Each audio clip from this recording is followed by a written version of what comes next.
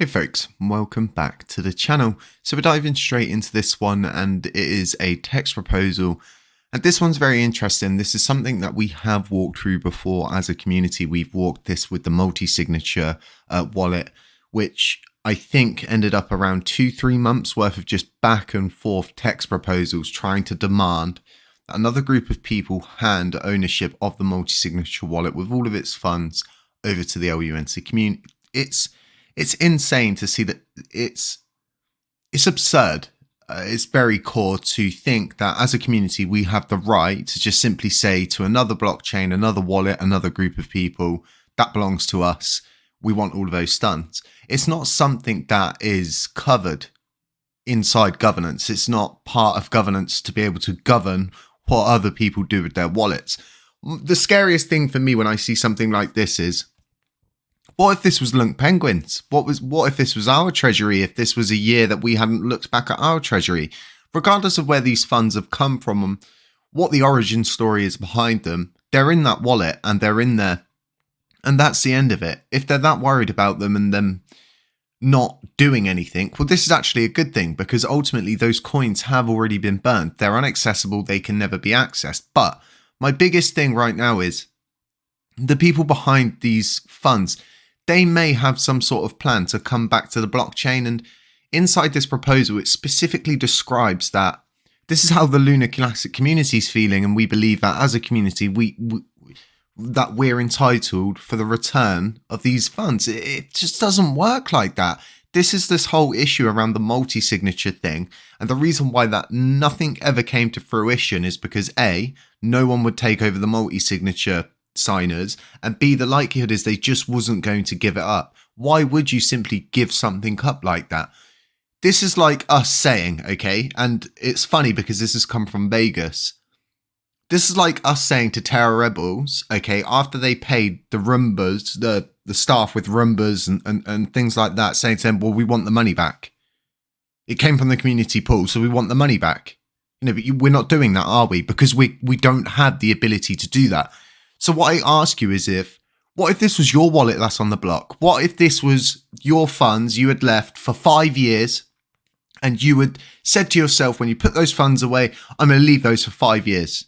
And you come back to find out that a blockchain has ordered the return of these funds. The scariest thing is if something like this passes, it gives even more incentive for this group to then go and take it a step further. Well, they're not going to give us the funds back. Let's write a software update. Let's get an update put through. Let's get it proposed. Let's get it passed. New software update. Those funds come back to the community pool. It's very scary, to say the least. I don't like stuff like this. I specifically don't like what this group of people keep doing. And it's like, where can we find funds? Where can we get the most amount of funds? Instead of just simply saying to yourself, why don't I build a project?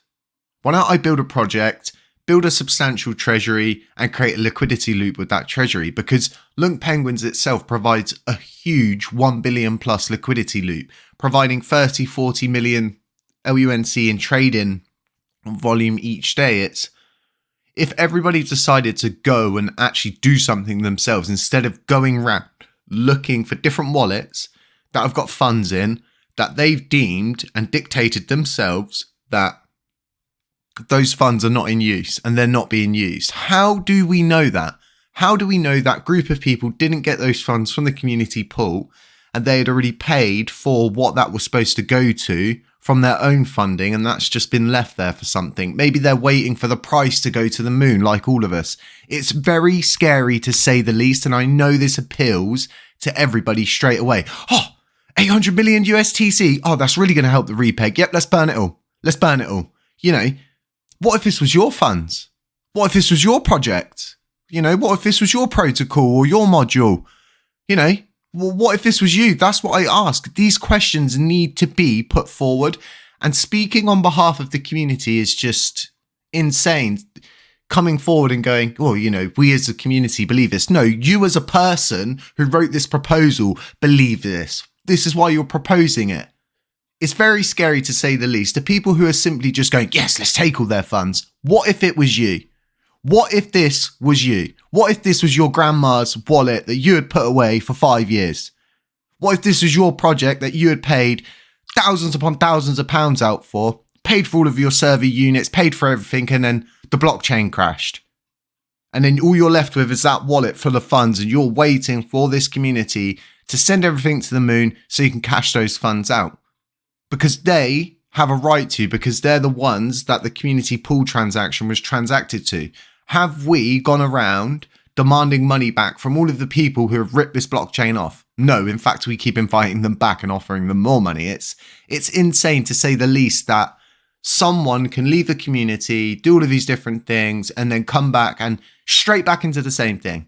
Where can we get funds from? Oh, you're not using that wallet? Well, guess what? You can't have that. You know, it's like the British Empire. Oh, have you got a flag? Oh, sorry, you haven't got a flag, can't have a country. It's insane, to say the utmost least, that things like this are still being proposed. You know, build something. Go and build something. Go and source funds like everybody else has to. You know, we need to stop going on these wild goose chases, these wild, like, hunts that lead to absolutely nothing. We've got no right to send these funds back. But ultimately, I know where this video is going, and I know a lot of people are going to be so angry with me that I'm simply just going to be saying no to this. And, oh, HTC doesn't want to take the 800 million USTC back. You're damn right I don't want to take that 800 USTC back, because we don't own it. We don't have the rights to it. And we damn right shouldn't be doing that on this blockchain, because it doesn't look good from the outside. What if some huge company wants to get involved, wants to invest into 2 billion USTC, almost 20% of our supply? They want to invest into it and sit on it for 10 years. Are we, after 5 years, going to say, well, they're not using it, we want it back? Does your bank ring you up and say to you, after you've been holding your ISA for 50 years, oh, I'm sorry, you're not using your money, we're going to take it? No, it doesn't work like that. I don't know if this is just me that feels like this. The vote on this is already quite strong towards yes, which is absolutely insane that no one's even questioning it. No one's even thinking to themselves, well, what if I was under the chopping block? What if this was me? What if this was my project? It's simply just this selfish inner greed once again, that at all costs we must prevail, and it shouldn't be like this. If this is what winning looks like, I don't want to be a part of it. I don't want to be a part of taking funds from other people and dictating that they're not using their funds anymore. Absolutely insane, to say the least. A good start to the week. More content coming, folks. Stay safe, stay humble, stay aware. This is my own humble opinion. None of it's financial advice, and I'll catch you in the next one.